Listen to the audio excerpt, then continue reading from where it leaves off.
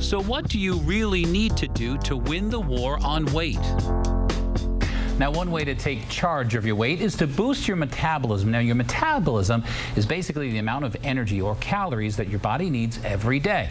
Genes and your gender play a huge role in how slow or how fast your metabolism is. But the rest is really up to you. Here's the good news. You can actually trick your body into burning more calories more efficiently. And joining me now to talk about how to do that, how to boost your metabolism, is Dr. Keri Peterson. She's an internist and a contributor to Women's Health magazine. Dr. Keri, thanks so much for joining me. Great to be here. Thank you. So let's talk about this whole idea of burning calories. People don't realize you burn calories even if you don't even lift a finger. You do. You actually burn calories just sitting on your couch because your body needs energy just to function, to breathe, to circulate your blood, to digest your food. And in fact, we use more calories per day doing these things than we do by exercising. 60 to 75% of our calories per day is just on bodily functions. Yeah, but we can't rely on that, right? Because it's not right?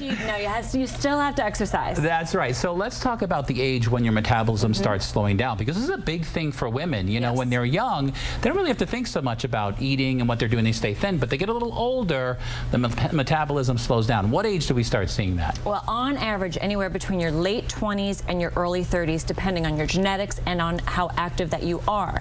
And the rate of decline also depends on how physically active you are. So per decade, for someone who's inactive, it's about 5 to 10% every 10 years. But if you exercise, you can decrease it to 0.3% per decade. That's dramatically different. A dramatic difference. That's why we know exercise is important. It's one of the best ways to do that. All right, so besides exercise, what are some other things people can do to increase their metabolism naturally? Well, one of the most important things that we recommend at Women's Health is eat breakfast. Don't skip breakfast thinking that if you leave out those calories that you'll lose weight over time. By skipping breakfast, your body thinks that it's going into starvation mode, and it actually lowers your metabolism, which is counteractive to your whole idea of losing weight. Right. The whole idea is that you want to eat. You want to eat healthy stuff, so make sure there's protein in that breakfast as well. Protein and complex carbs. And actually, a study found that if people skipped breakfast, they were 4.5 times more likely to be obese. Exactly. So that's a problem. And another thing with breakfast, every morning I have a cup of coffee. You like coffee too? I love my coffee, 1 cup a day, and in fact it does boost metabolism as well. People who drink a cup of coffee a day, it stimulates your metabolism by increasing your heart rate and increasing your respiratory rate, or the amount that you breathe per minute.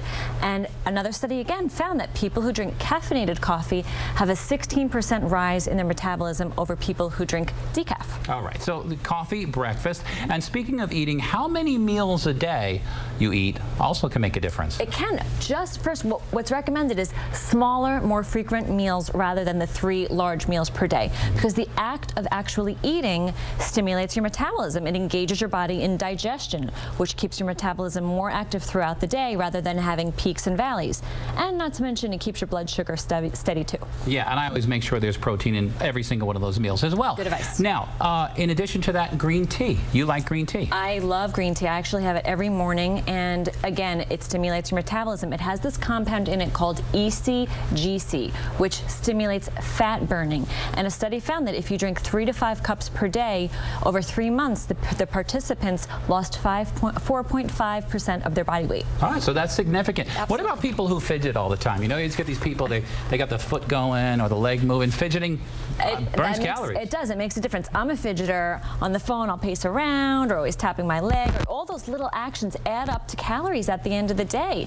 People who are just sitting on the couch doing nothing, not doing them any benefit. Yeah, and here's the best part. A great way to boost your metabolism, get some sleep, right? Sleep, yes. Yeah. The more you sleep, first off, just the more healthy you are. But when you're sleep deprived, it impacts the levels of hormones that control your appetite, called leptin and ghrelin.